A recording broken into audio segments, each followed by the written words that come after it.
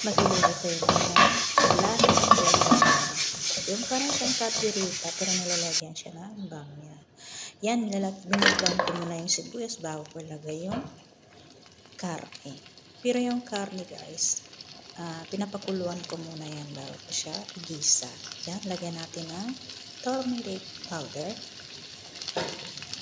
Kalahating kutsarang turmeric. Tapos, isang kutsarang teaspoon na chili powder. Lagyan din natin ng mixed ingredients. Curry powder yan. Yung mixed ingredients. Tapos, lagyan din natin ng chicken cubes. Yan, imimix lang natin para ma-reserve yung mga ingredients na nilagay natin. Ayan. Pag na-mix na, ilalagay din natin ng tomato paste.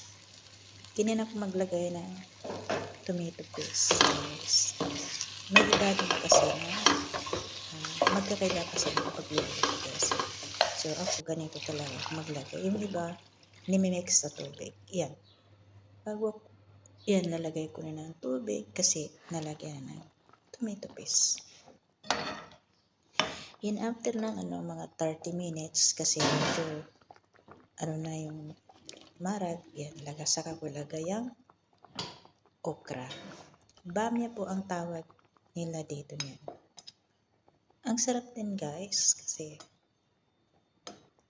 siyempre yan ang tawag nila dito, bamya. Maharagal bamya. Diba? Ang sarap. Ayan siya guys.